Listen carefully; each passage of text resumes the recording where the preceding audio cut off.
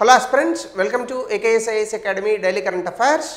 So ముందుగా మనం నిన్న ఇచ్చిన క్వశ్చన్కి ఆన్సర్ కనుక చూస్తే to promote the consumption of poultry eggs అట్లా ఏమి ఉండదు.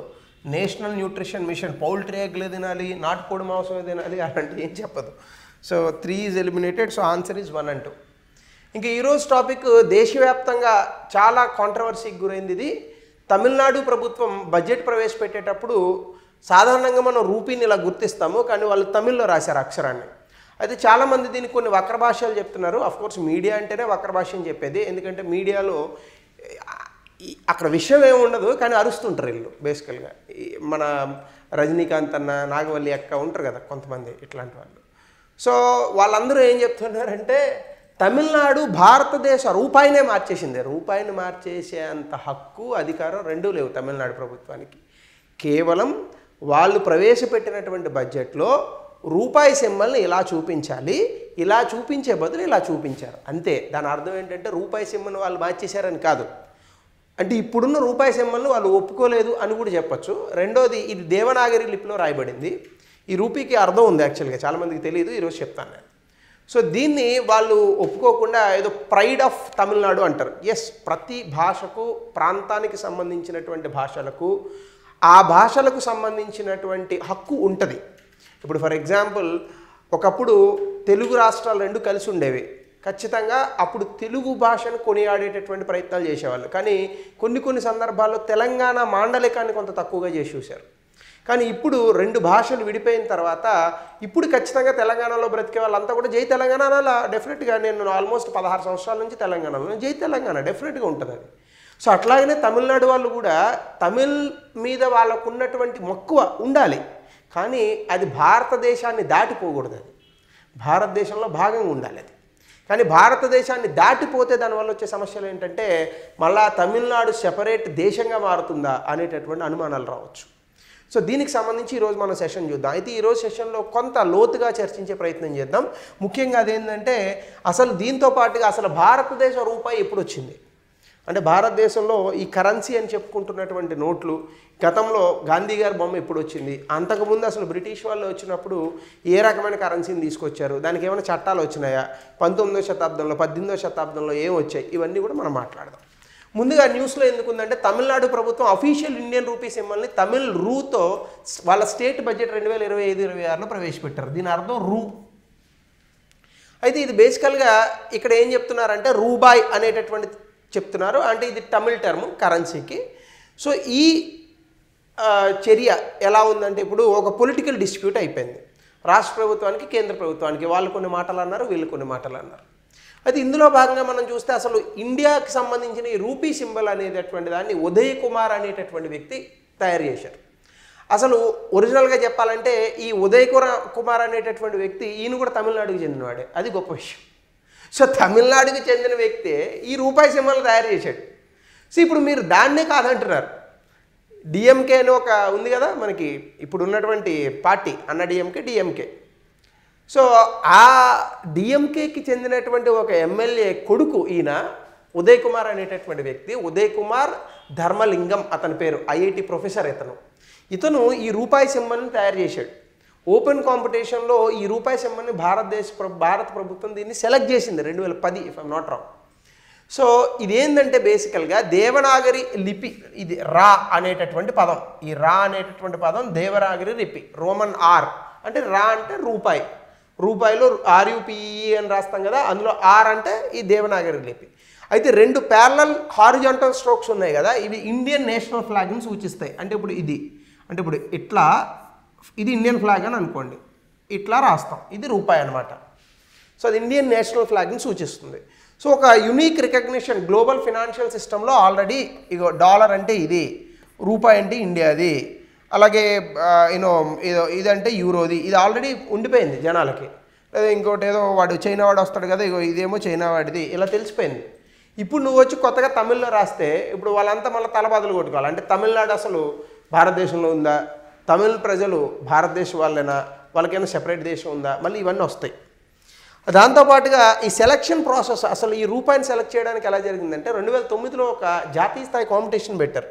అందులో అనేక డిజైన్లు ప్రచురించారు చాలామంది, కానీ అన్ని డిజైన్లు దాటుకొని ఈ డిజైన్ని భారత ప్రభుత్వం సెలెక్ట్ చేసింది. అయితే ఈ డిజైన్ ఇచ్చినటువంటి వ్యక్తి ఉదయ్ కుమార్ ధర్మలింగం, ఈయన కూడా తమిళనాడుకి చెందినవాడే. అది మరి తమిళనాడులో ఉన్నటువంటి ఇప్పుడు స్టాలిన్ ప్రభుత్వం మర్చిపోయినట్టు ఉన్నది. సో కాబట్టి 2010లో మనం ఎప్పుడు కూడా రూపాయి అనేటటువంటి దాన్ని ఇలా రాసేవాళ్ళం, రూపీస్. ఇప్పటికీ చాలామందికి ఇది అలవాటు ఉంటుంది, వర్డ్ పీడిఎఫ్లో రాస్తుంటారు. అలాగే కొంతమంది ఐఎన్ఆర్ అని పెడతారు, చాలామందికి తెలియదు. ఇది ఇండియన్ నేషనల్ కరెన్సీని సూచిస్తుంది, అది Indian national rupee something like that. So ఇప్పుడు కన్ఫ్యూజన్ వస్తుంది చాలా దేశాల్లో ఇలాగా, కొన్ని చోట ఆర్ఎస్ అని రాయడం, కొన్ని చోట ఐఎన్ఆర్ అని రాయడం. సో దీని కారణంగా ఒక సింబల్ని తీసుకోవాలని అనుకున్నాం. సో ఈ గవర్నమెంట్ ఆఫ్ ఇండియా అఫీషియల్గా ఆ సింబల్ని జూలై 15, 2010 నుంచి అడాప్ట్ చేసుకుంది. ఈ డేట్ ఎక్కడైనా మనకు అడిగేటటువంటి అవకాశం ఉంది. అయితే దీనికి ఒక యూనికోడ్ కూడా తయారు చేశారు. ఇప్పుడు మీ కీబోర్డ్లో ఏదైనా అలాంటి సింబల్ రావాలి అంటే యూ కొట్టి +20B9 ఇది కొడితే మీకు ఆల్ట్ పట్టుకొని కొడితే వస్తుంది. సో ఆ కోడ్ కొడితే మీకు U+20B9 కొడితే మీకు రూపీ సింబల్ వస్తుంది. ఇది యూనికోడ్, యూనివర్సల్గా వచ్చేటటువంటి ఒక స్టాండర్డ్ ఇది. ఈ యూనికోడ్ని మీరు కంప్యూటర్స్లో రకరకాల చోట యూజ్ చేస్తూ ఉంటారు. అసలు ఈ రూపాయి అనేటటువంటి దానికి ఆరిజిన్ ఎక్కడి నుంచి వచ్చింది? సో ఇక్కడ నుంచి కనుక మనం చూస్తే రూపాయి అనేటటువంటి పదం రూపియా అనేటటువంటి ఒక పదం నుంచి వచ్చింది. ఈ రూపియా అనేటటువంటి పదం సాంస్క్రిట్ పదం ఇది. దాని అర్థం ఏంటంటే షేప్డ్, స్టాంప్డ్ కాయిన్ అనే అర్థాలు ఉన్నాయి. అలాగే రౌప్యా అనే ఒక పదం ఉంది, సిల్వర్ని రౌప్యా అని అనేవాళ్ళు. సో ఇప్పుడు జరుగుతున్నటువంటి కాంట్రవర్సీ ఏంటంటే రూపీ సింబల్ని మార్చారు. తమిళనాడు దీన్ని replaced this rupee symbol with వాళ్ళ ఓన్ రూపీ అనే దీన్ని తీసుకొచ్చారు లెటర్ని 2025-26 బడ్జెట్లో. దీనికి సంబంధించి బీజేపీ వాళ్ళు ఏమంటున్నారంటే డిఎంకే గవర్నమెంట్ ఇండియా తాలూకా యూనిటీ అంటే భారతదేశ ఐకమత్యాన్ని ఇది దెబ్బకొట్టేటట్టు ఉంది. ఈ రోజున సెపరేట్ రూపీ అన్నారు, రేపొద్దున సెపరేట్ ఫ్లాగ్ అడుగుతారు, ఎల్లుండి సెపరేట్ ఆర్మీ, ఆ తర్వాత సెపరేట్ దేశం, ఇట్లా ముక్కలు అవుతుంది. ఒక్క రాష్ట్రం విడిపోతే బాల్కనైజేషన్ అంటారు దీన్ని. యూరోప్లో జరిగింది 2వ ప్రపంచ యుద్ధ కాలం ఆ ముందు ఉన్నటువంటి కాలంలో. 1వ ప్రపంచ యుద్ధం, 2వ ప్రపంచ యుద్ధం మధ్యలో చూస్తే యూరోప్లో, ఐరోపాలో చాలా దేశాలు బుజ్జి దేశాల కింద విడిపోయినాయి. మీరు ఐరోపా మొత్తం చూస్తే భారతదేశం అంత ఉంటుంది, కానీ అందులో ఉన్నటువంటి దేశాలు 30-40 ఉంటాయి. సో ఆ రకంగా భారతదేశం కూడా రకరకాల దేశాలుగా విడిపోయేటటువంటి అవకాశం ఉంది. సో ఇది చెప్తున్నారు. అలాగే Tamil Nadu state planning commission executive vice chairman ఏమంటారంటే స్టేట్ గవర్నమెంట్ రూపాయిని ఎందుకు చెప్పిందంటే it didn't want to use the Devanagari script. ఈ మధ్యకాలంలో ఈ హిందీ అనేటటువంటిది ఇంపోజిషన్ గురించి కొంత విమర్శలు వస్తున్నాయి. డెఫినెట్గా భారతదేశంలో మనకి 22 షెడ్యూల్ భాషలు ఉన్నాయి, 8 షెడ్యూల్ రాజ్యాంగం ప్రకారం. సో ఒక్కొక్క రాష్ట్రం వాళ్ళ భాషలు ఎంచుకునేటటువంటి హక్కు ఉంది. భారతదేశంలో అసలు నేషనల్ లాంగ్వేజ్ లేదు. చాలామంది ఇది భ్రమపడుతూ ఉంటారు. జాతీయ భాష లేదు మనకి, ఎందుకంటే జాతి మొత్తం ఒకే భాష మాట్లాడరు కాబట్టి జాతీయ భాష లేదు. మనకి అఫీషియల్ లాంగ్వేజెస్ మాత్రమే ఉన్నాయి 2, ఒకటి హిందీ, ఒకటి ఇంగ్లీష్. సో హిందీని నేర్చుకోవాల్సినటువంటి అవసరం సౌత్ ఇండియన్స్కి ఏముంది అని చాలామంది అడుగుతుంటారు. అఫ్కోర్స్ ఈ వీడియో చూసినప్పుడు తర్వాత కొంతమంది నా మీద కూడా వ్యతిరేకంగా పెట్టచ్చు, నేను కాదని అనట్లేదు. బట్ ఎన్ని పెట్టినా హిందీ కన్నా పురాతనమైనటువంటి భాషలు కలిగినటువంటి దక్షిణ భారతదేశంలో హిందీ అనేటటువంటి దాన్ని పూర్తి స్థాయిలో తీసుకురావడం కల్లా. తెలంగాణలో తెలుగు తీసేసి హిందీ తీసుకొద్దామా? అవుతుందా? సో తమిళ వాళ్ళు దీన్ని కొంచెం ఇంకా ఎక్కువ తీసుకుంటారు, తెలుగు వాళ్ళు కాస్త లిబరల్. ఎందుకంటే మనం హిందీ కూడా రాకపోయినా కూడా ప్యాజ్ డాలతో నడిపిస్తాం. కానీ తమిళనాడులో అది ఉండదు. తమిళనాడులో తమిళ్ చాలా ఎక్కువగా ప్రైడ్, అంటే వాళ్ళు ఎక్కువగా ప్రపంచంలోనే బాగా ఓల్డెస్ట్ లాంగ్వేజ్గా ఫీల్ అవుతారు. అంటే ఒక భాషను గౌరవించాలంటే అది ప్రపంచంలోనే ఓల్డెస్ట్ లాంగ్వేజ్ అవ్వాల్సిన అవసరం లేదనుకోండి, అది వేరే సంగతి. సో ఈ హిందీ ఇంపోజిషన్ కారణంగానే ఆ దేవనాగరి స్క్రిప్ట్ని మేము యూజ్ చేయం. అంటే ఇది అసలు ఎక్కడి నుంచి వచ్చింది దీనికి మూలం అంటే ఇదిగో ఈ హిందీని పూర్తి స్థాయిలో మేము జాతీయ భాష చేస్తాం. మీరు చేయలేదు కరెక్టే, అది అన్నా కూడా వేరే వాళ్ళకి కోపం వస్తుంది. సో దీని కారణంగా అక్కడ వస్తుంది ఈ కాంట్రవర్సీ అనేటటువంటిది. సో అందులోనే భాగంగా నేషనల్ ఎడ్యుకేషన్ పాలసీని కూడా డిఎంకే ఇప్పుడు ఉన్నటువంటి ప్రభుత్వం, స్టాలిన్ గారి ప్రభుత్వం దాన్ని వ్యతిరేకించింది. 3 లాంగ్వేజ్ పాలసీ అనేటటువంటి దాన్ని మీరు పెడుతున్నారు, ఎవరు పాటించట్లేదు. మేమేమో హిందీ నేర్చుకుంటున్నాం. నార్త్ ఇండియాలో ఎవరు దక్షిణ భారతదేశంలో ఒక్క లాంగ్వేజ్ నేర్చుకోరు. మీరు చూడండి 3 లాంగ్వేజ్ మీరు చిన్నప్పుడు చదువుకున్నాం కదా మనం, తెలుగు, హిందీ, ఇంగ్లీష్ కదా. హిందీ లేకపోతే సాంస్క్రిట్ అన్న నేర్చుకుంటాం. మీరు నార్త్ ఇండియాలో మరి 3 లాంగ్వేజ్ ఫార్ములా నేర్చుకోవాలి. వాళ్ళు ఏం చేస్తారు? సాంస్క్రిట్, హిందీ, ఇంగ్లీష్ నేర్చుకుంటారు. సాంస్క్రిట్, హిందీ దగ్గరగా ఉంటాయి. మరి అట్లా కాకుండా వాళ్ళు కూడా తెలుగు, తమిళో, కన్నడనో, మలయాళమో నేర్చుకోవచ్చుగా, ఒడియానో నేర్చుకోరు.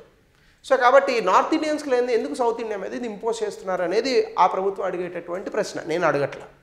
బికాజ్ నాకు హిందీ వచ్చు. సో ఇక్కడ ఏన్షియంట్ కాయిన్స్ మనం ఒకసారి చూస్తే అసలు భారతదేశంలో ఈ కరెన్సీ ఇవన్నీ ఎలా వచ్చాయి, అది కాంట్రవర్సీలో ఒక భాగం. ఇప్పుడు ఇక్కడికి వస్తే మన ఇండియాలో కనుక మనం చూస్తే మనకి 6వ శతాబ్దంలో మహాజానపదాస్ అని 16 రాష్ట్రాలు ఉండేవి. సో ఈ మధ్యకాలంలో నేను చూస్తున్నాను కొన్ని చోట్ల కొంతమంది ఒక మతానికి చెందినటువంటి వ్యక్తులు హిందూ మతాన్ని కొంత కించపరుస్తూ అయోధ్య అనేటటువంటి చిన్న రాజ్యం 564 రాజ్యాలు ఉండేవి. అరే నాయన 564 రాజ్యాలు ఉన్నది 1947లో. అంతకుముందు 564 రాజ్యాలు లేవు. మహాజానపదాలు ఉన్నటువంటి సమయంలో 16 రాజ్యాలే ఉన్నాయి. ఆ ముందు ఇంకా తక్కువే ఉన్నాయి, 16 కూడా కాదు. మహాజానపదాస్ ఉన్నటువంటి టైంలో ఇంకా ఆ ముందు అయితే 8 ఉన్నాయి. సో కాబట్టి చాలా తక్కువ రాజ్యాలే ఉన్నాయి. కాబట్టి get your facts ready. So 6th century BCలో mahajanapadas ఉన్నటువంటి సమయంలో మనకి కొన్ని కాయిన్స్ ఉండేవి. వాటిని పురాణాస్, కర్షపానాస్, పనాస్ అనేటటువంటి పేరుతో పిలిచేవారు. తర్వాత సిల్వర్ కాయిన్స్ వచ్చాయి. సౌరాష్ట్రలో హంపుడ్ బుల్ అంటే బాగా మన ఒంగోలు గిత్త టైప్ ఉంటుంది, ఆ బొమ్మతో ఒక మహారాష్ట్ర ఈ ప్రాంతంలో ఈవెన్ మన తెలుగు రాష్ట్రాల్లో కూడా కనిపించేవి. శాతవాహనులు ఉన్నటువంటి కాలం, ఆ తర్వాత కాలంలో కూడా ఇవి అక్కడక్కడ బయటపడ్డాయి. సో హంపుడ్ బుల్తో కనిపించేది. తర్వాత దక్షిణ పాంచాల దేశంలో స్వస్తిక సింబల్తో కూడా కనిపించేది. మగధ రాజ్యంలో కొన్ని సింబల్స్తో మనకి కనిపించాయి. తర్వాత మౌర్యులు వచ్చిన తర్వాత punch marked coins, silver, gold అంటే వెండి, బంగారము, కాపరు, లెడ్, ఈ కాయిన్స్ తీసుకొచ్చారు. లెడ్ కాయిన్స్ ఎక్కువగా ఆంధ్రప్రదేశ్లో యూజ్ చేయబడ్డాయి. అలాగే ఇండో గ్రీక్ కుషనులు వచ్చిన తర్వాత వీళ్ళు ఎన్గ్రేవ్డ్ పోర్ట్రైట్స్ అంటే కొత్త బొమ్మలతో వీళ్ళు కొన్ని కాయిన్స్ తీసుకొచ్చారు. ఢిల్లీ సుల్తనేట్ 12వ శతాబ్దం వచ్చిన తర్వాత ఇస్లామిక్ క్యాలిగ్రఫీ అంటే కొంచెం ఉర్దూ ఈ రాతలు లేదని అనుకుంటే పర్షియన్ భాషలో కొన్ని రాతలతో టంకా జెక్టల్స్ అనేటటువంటి కాయిన్స్ని తీసుకొచ్చారు. ఇవన్నీ భారతదేశంలో వచ్చిన కరెన్సీ సిస్టమ్స్. మిగతా దేశాల్లో ఒక కరెన్సీ సిస్టమే, కానీ మన దేశంలో ఇన్ని వచ్చాయి. సో దీని తర్వాత ముఘల్ ఎంపైర్ వచ్చిన తర్వాత షేర్షా సూరి రూపాయి అనేటటువంటి దాన్ని ప్రవేశపెట్టాడు. అప్పట్లో రూపియా అని పిలిచేవారు దాన్ని. 178 గ్రాముల వెండి కాయిన్ ఉండేది. దాన్ని 40 పైసలకి ఈక్వల్ చేసేవాళ్ళు. అంటే అప్పట్లో 1 రూపాయి ఈజ్ ఈక్వల్ టు ఆ silver coin is equal to 40 పైసలు. దీని తర్వాత సిల్వర్ చాలా డామినెంట్గా ఉంది. తర్వాత బ్రిటిష్ ఈస్ట్ ఇండియా కమిటీ 18వ శతాబ్దంలో వచ్చిన తర్వాత 1717లో అప్పటికి ఇంకా ముఘల్స్ ఉన్నారు. వాళ్ళ సమయంలో ముఘల్స్కి సంబంధించినటువంటి డబ్బుని ముద్రించడానికి బ్రిటిష్ పర్మిషన్ తీసుకుంది. కానీ అవి కాయిన్స్ మాత్రమే, పేపర్ కరెన్సీ కాదు. తర్వాత బ్రిటిష్ కాయిన్స్ కొన్ని వచ్చాయి. క్యారోలినా, యాంజలినా, కప్పర్ కాయిన్, టిన్ని, ఇవన్నీ కూడా రకరకాల మెటల్స్తో, ఒకటి గోల్డ్, సిల్వర్, కాపర్, టిన్, ఈ యొక్క మెటల్స్తో వాళ్ళు కొన్ని కాయిన్స్ని వాళ్ళు కూడా తయారు చేశారు. తర్వాత కాలంలో 18వ శతాబ్దం వచ్చేసేటటువంటి నాటికి బ్రిటిష్ చాలా వరకు భారతదేశాన్ని ఆక్రమించుకుంది. 1757 బ్యాటిల్ ఆఫ్ ప్లాసీ యుద్ధం తర్వాత, బ్యాటిల్ ఆఫ్ బక్సర్ 1764 తర్వాత పూర్తి స్థాయిలో వాళ్ళు బెంగాల్, ఈ బీహార్, ఒడిశా ప్రాంతాలను ఆక్రమించుకున్న తర్వాత 18వ శతాబ్దం వచ్చేసేటటువంటి నాటికి దాదాపుగా 1857కి మొత్తం 1857 కాదు 13కే అసలు మొత్తం వెళ్ళిపోయింది బ్రిటిష్ వాళ్ళ చేతుల్లోకి. అప్పుడు కొన్ని బ్యాంకులు వచ్చాయి. Bank of Hindustan, general bank, Bengal bank, వీళ్ళంతా కూడా పేపర్ కరెన్సీని ఇంట్రడ్యూస్ చేసింది 18వ శతాబ్దంలో. తర్వాత 1812లో బ్యాంక్ ఆఫ్ బెంగాల్ వీళ్ళు 250 రూపాయల సిక్కా రూపీస్ నోట్, 250 రూపాయల నోట్ ఇప్పుడు మనకి లేదు. మనకి ఇప్పుడు 200 రూపాయల నోటే ఉంది. అప్పుడు 250 రూపాయల నోటు కూడా ఉండేదట. దాని తర్వాత కాయినేజ్ యాక్ట్ తీసుకొచ్చారు. మొట్టమొదటిసారి చాలా సమగ్రమైనటువంటి చట్టం భారతదేశంలో 1835. ఇప్పుడు మొత్తం దేశంలో మనం రిలీజ్ చేస్తున్నటువంటి కాయిన్స్ అన్నీ కూడా ఒకే తరహాలో ఉండాలని చెప్పినటువంటి చట్టం ఇది. ఇక్కడ మనకి ఎగ్జామినేషన్లో క్వశ్చన్లు అడిగే అవకాశం. తర్వాత 1858 తర్వాత బ్రిటిష్ క్రౌన్ రూల్కి భారతదేశం మొత్తం వచ్చింది. ఆ సమయంలో కాయిన్స్ కొన్ని కింగ్ జార్జ్ 6 అతని పేరు మీద అతని యొక్క బొమ్మతో కొన్ని కాయిన్స్ రిలీజ్ చేశారు. తర్వాత రూపీ అనేటటువంటిది భారతదేశానికి అఫీషియల్ కరెన్సీగా మారింది. 1862లో క్వీన్ విక్టోరియా బొమ్మతో కొన్ని కాయిన్స్ వచ్చాయి. ఇప్పటికీ కూడా అవి చాలా మనీలో ఉండవు కానీ కనిపిస్తాయి. కొన్ని చోట్ల కొంతమంది ఆ కాయినేజ్ని తీసుకుంటూ ఉంటారు. నా దగ్గర కూడా ఉన్నాయి. అనా, బేడ, పైసా, మరి మీకు తెలుసో తెలీదో, బట్ ఐ స్టిల్ నో. నాకు 5 పైసలు యూజ్ చేయడం అయితే నా చిన్నప్పుడు తెలుసు. 1991, 92 ఆ ప్రాంతంలో పెప్పర్మెంట్ బిల్ వచ్చేది 5 పైసలకు ఒకటి, పావలాకి 5. So reserve bank of India 1934 చట్టంలో వచ్చింది. 1935 తర్వాత 1938లో మొట్టమొదటిసారి ఆర్బీఐ నోట్ ఒకటి వచ్చింది. కింగ్ జార్జ్ 6 ఉన్నటువంటి బొమ్మతో 5 రూపాయల నోటుని తీసుకొచ్చారు. అప్పట్లో 10,000 రూపాయల నోటుని కూడా రిలీజ్ చేశారు. బ్లాక్ మనీని చదువుకున్నారు చాలామంది. తర్వాత ఆ నోటుని మళ్ళీ డిమానిటైజ్ చేశారు. చాలామంది డిమానిటైజేషన్ ఇప్పుడు అని అనుకుంటారు, అప్పుడే జరిగింది 1930. తర్వాత ఇండిపెండెన్స్ తర్వాత ఇప్పుడు కొత్తగా ఉన్నటువంటి ఒక ఆధునికమైనటువంటి రూపాయిని డిజైన్ చేశారు. కానీ ఆధునికమైన రూపాయి మీద గాంధీ గారి బొమ్మ ఉండదు. కేవలం సారనాథ్ క్యాపిటల్లో ఉన్నటువంటి లయన్ అంటే 3 మొఖాలు కనిపిస్తున్నటువంటి ఆ సింహం బొమ్మతో మన భారతదేశానికి సంబంధించిన ఎంబ్లం ఏదైతే ఉంటుందో అది కనిపిస్తుంది. ఇది చాలామందికి తెలుసు. ఈ రూపాయి ఇప్పటికీ అక్కడక్కడ చాలామందిలో కనిపిస్తూ ఉంటాయి. పాత నోట్లు అయిపోయి ఎవరన్నా దాచుకుని ఉంటే. సో అది 1950లో రూపాయిని ఇష్యూ చేశారు. తర్వాత 1 రూపీ నోట్ తాలూకా హిస్టరీ కనుక చూస్తే అసలు మొట్టమొదటిసారి 1 రూపీ నోట్ని ఇష్యూ చేసింది బ్రిటిష్ ప్రభుత్వం 1917లో వరల్డ్ వార్ I ప్రపంచ యుద్ధం, మొదటి ప్రపంచ యుద్ధం జరుగుతున్నప్పుడు. అక్కడ సిల్వర్ షార్టేజ్ ఉండడం వల్ల కాయిన్స్ ఆ వెండి దొరకకపోవడం వల్ల ఆ ప్లేస్లో ఈ కాగితపు రూపాయిని మొట్టమొదటిసారి మనం తీసుకొచ్చాం. తర్వాత ఇక్కడ కూడా జార్జ్ 5 ఇమేజ్ ఉంటుంది దాని మీద. దాని తర్వాత చూస్తే మహాత్మా గాంధీ సిరీస్ అంటే ఇప్పుడు మనం చూస్తున్నటువంటి గాంధీ గారి సిరీస్ ఎప్పుడు వచ్చింది అంటే 1969లో బర్త్ సెనిటరీ ₹5 అండ్ ₹10 నోట్స్, 5 రూపాయల నోటు 10 రూపాయల నోటుని తీసుకొచ్చారు. అప్పుడు ఇప్పుడున్నటువంటి గాంధీ గారు నవ్వుతున్నట్టు బొమ్మ ఉండేది కాదు. గాంధీ గారు బాచీమఠం వేసుకొని కూర్చుంటే పూర్తి గాంధీ గారి ఫోటో ఉండేది దాని మీద. మీరు చూడండి ఇప్పటికి కూడా ఉన్నాయి అవి. సో దాని తర్వాత 1996లో మహాత్మా గాంధీ గారి సిరీస్ లాంచ్ అయింది. అప్పటి నుంచి ఇంకా పూర్తి స్థాయిలో అన్ని రకాల కరెన్సీ నోట్ల మీద కూడా గాంధీ గారు ఇప్పుడు ఉన్నటువంటి ఆ నవ్వుతున్న బొమ్మని ప్రచురించడం జరిగింది. దాని తర్వాత image of Gandhi real photograph taken in 1946. ఇప్పుడు మనం చూస్తున్నటువంటి ఆ గాంధీ గారి బొమ్మ నిజంగా తీసుకున్నటువంటి ఇమేజ్ 1946లో వైస్రాయ్ హౌస్ ఇప్పుడు ఉన్నటువంటి రాష్ట్రపతి భవన్ ఏదైతే ఉందో అక్కడ తీసినటువంటి ఫోటో అది. దాని తర్వాత గాంధీ గారు నోటబుల్ కొన్ని బ్యాంక్ నోట్స్ మనం తీసుకొచ్చాం. ఫ్రంట్ గాంధీ గారి బొమ్మ ఉంటుంది, బ్యాక్ సైడ్ ఏమో పూర్తి స్థాయిలో వ్యవసాయాన్ని ఆధునీకరించడం అనేటటువంటిది ఉంటుంది. 5 రూపాయల నోటు 2001లో వచ్చింది. 10 రూపాయల నోటు 1996లో మొదట ఫ్రంట్ గాంధీ గారి ఫేస్ ఉంటుంది, బ్యాక్ సైడ్ ఏమో భారతదేశానికి సంబంధించిన జంతువులు ఇవన్నీ ఉంటాయి. అలాగే 10 రూపాయల నోటు 1981లో ఫ్రంట్ ఏమో లైన్ క్యాపిటల్ అంటే ఈ యొక్క భారతదేశంకి సంబంధించిన 3 సింహాల గుర్తు ఉంటుంది, బ్యాక్ సైడ్ ఏమో నేషనల్ బర్డ్గా పికాక్ అని పెట్టారు, నెమలి. తర్వాత 20 రూపాయల నోటు 2001లో గాంధీ గారి బొమ్మ ఫ్రంట్ ఉంటుంది, బ్యాక్ ఏమో ఈ ఫామ్ ట్రీస్, మౌంట్ హ్యారియట్, పోర్ట్ బ్లేర్ ఇవన్నీ ఉంటాయి. అలాగే 20 రూపాయల నోటు 1983-84లోనేమో బుద్ధిస్ట్ వీల్, ఆ బౌద్ధుడికి సంబంధించినటువంటి అష్టాంగిక మార్గాస్ ఇట్లాంటివన్నీ ఉంటాయి కదా, బుద్ధిస్ట్ వీల్ ఒకటి ఉంటుంది ఇట్లా. సో అది ఉంటుంది. 50 రూపాయల నోటు 1997లో ఫ్రంట్ గాంధీ గారి బొమ్మ, బ్యాక్ ఇండియన్ పార్లమెంట్, పాత పార్లమెంట్ ఇట్లా ఉండి రౌండ్గా ఉంటుంది, అది ఉంటుంది. అలాగే 100 రూపాయల నోటు 1956లో ఫ్రంట్ గాంధీ గారి బొమ్మ, బ్యాక్ హిమాలయాస్ మౌంటైన్స్ ఉంటాయి. ఇవన్నీ మనం వాడినవే కానీ చాలామంది గమనించాం. అలాగే 500 నోటు 1997లో ఫ్రంట్ గాంధీ గారి బొమ్మ, బ్యాక్ దండి మార్చ్ అంటే ఉప్పు సత్యాగ్రహం బొమ్మ ఉంటుంది. ఇట్లా ఉప్పు తీసి ఆయన ఇట్లా నిలబడతారు, వెనకాల కొంతమంది వ్యక్తులు ఉంటారు. అలాగే 1000 రూపాయల నోటు 2000 సంవత్సరంలో తీసుకొచ్చాం. ఇప్పుడు ఆల్మోస్ట్ డిమానిటైజేషన్ చేసాం కదా, అవి ఫ్రంట్ గాంధీ గారి బొమ్మ ఉంటుంది, బ్యాక్ ఇండియన్ ఎకనామీ అంటే భారతదేశ వ్యవసాయము, ఇండస్ట్రీ, టెక్నాలజీ ఇవన్నీ కలిపి ఉంటాయి. సో ఇలా అద్భుతమైనటువంటి చరిత్ర కలిగినటువంటి ఈ రూపాయి ఏదైతే ఉందో దీన్ని మనం చాలా జాగ్రత్తగా కాపాడుకోవాలి. సో ఇప్పుడు ఈ హిందీ, మరొకటి నేషనల్ ఎడ్యుకేషన్ పాలసీ, భాషా ప్రయుక్త రాష్ట్రాలు ఏర్పడిన తర్వాత భాషను గౌరవించాలి.